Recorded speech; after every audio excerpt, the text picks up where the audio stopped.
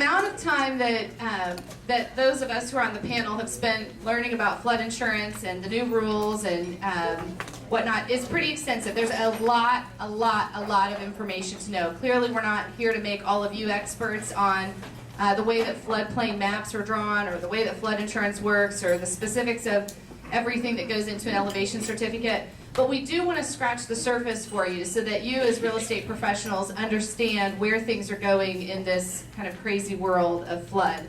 As you may have heard, there's a federal government shutdown. There's also this thing called the Affordable Health Care Act that started on October the 1st, and then flood insurance changes happened on October the 1st as well. So there's a lot on the plate of the folks in Washington, D.C., but there are some very real implications of how this is playing out for practical purposes, so we hope to help you feel more confident in what's going on there. I'm Elizabeth Marshall. I'm a State Farm insurance agent down in Broad Ripple. I have lots of clients in the flood zone that's in the Wharfley area. I actually live in the flood zone in the Wharfley area as well. I am a producer for the National Flood Insurance Program, so we do write national flood insurance policies out of my office. So that's kind of what I'm bringing to the table is the insurance angle. With me today is Greg Main. Greg works for the Indiana Department of Natural Resources and has been there 27 years. He is the National Flood Insurance Program State Coordinator for the state of Indiana and has been since 1997. So there are local floodplain managers for like Marion County, each county has one. They roll up and report to Greg for certain functions. He has worked more than 17 federal national disasters, so he has seen what happens not just on the painful side of figuring out how to pay for the flood insurance, but then what happens when the flood actually happens, and what does that look like for communities who do and don't have flood insurance. Also joining us is Adam DeHart with Keeler Webb & Associates. Adam is a Purdue University graduate, spoiler up. He graduated with a land surveying engineering degree, and he's one of the very few registered land surveyors in the state of Indiana. So we hope to be able to give you some good information today.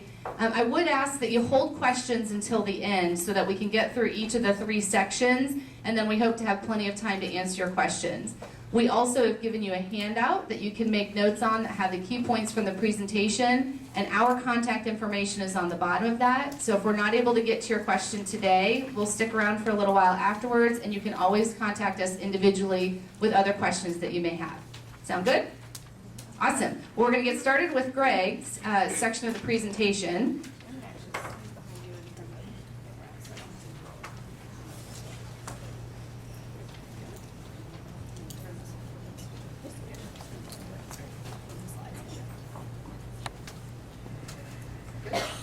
Okay, well, hello. Thank you again for the opportunity to come here today and be with you and talk to you about this topic, this thing we call flood insurance, and this new thing that's coming out. We'll go to the next slide.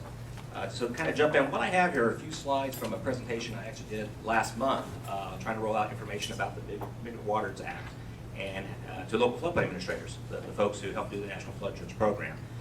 So just a quick background for those of you who are not familiar with the National Flood Insurance Program. It started back in 1968. Basically, Congress set up the program to provide flood insurance to communities that would be willing to participate in the program.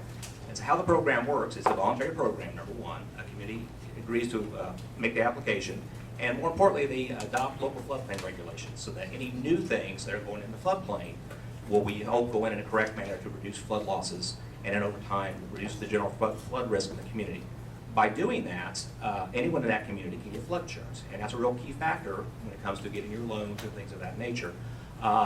When the maps first came out, and most of our maps here in Indiana were late 70s to early 80s, again, you got to remember this was the first attempt nationwide to try to identify this thing we call flooding, and to have it in some kind of a way of knowing where it was at.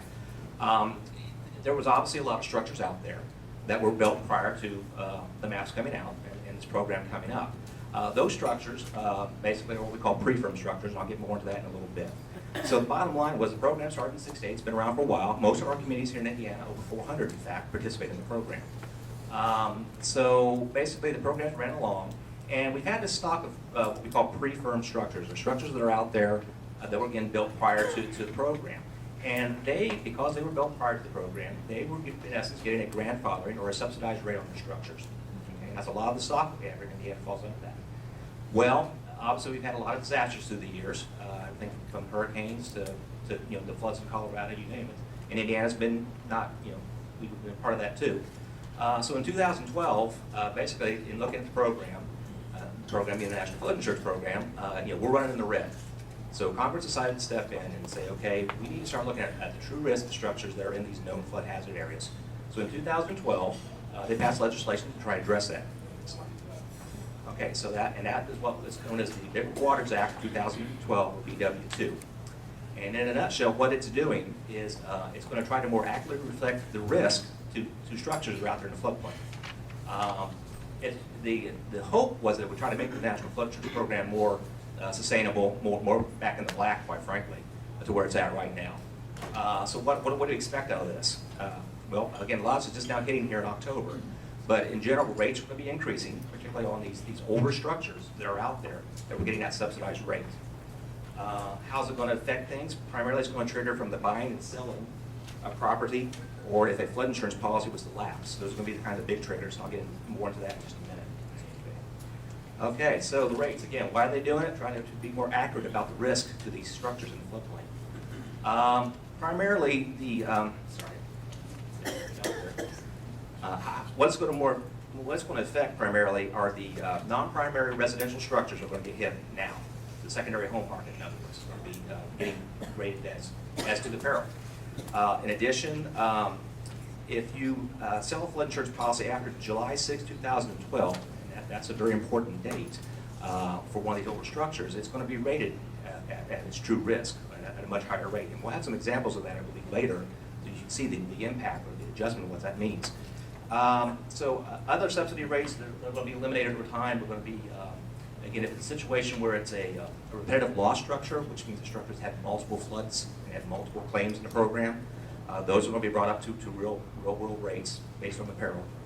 And again, the whole idea is we're trying to move out of the risk factor or these things not being rated properly.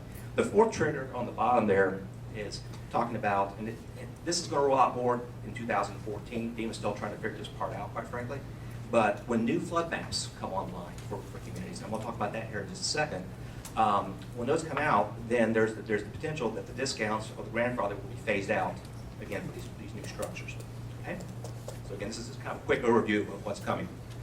Okay, so how's it going to play out? Well, it's not affecting everyone. From the national front, only about 20% of the policies, they estimate, they being FEMA, are going to be affected potentially by this law change.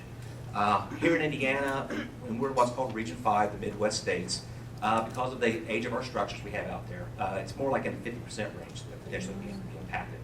Okay, that's pretty big. And on the near-term stuff,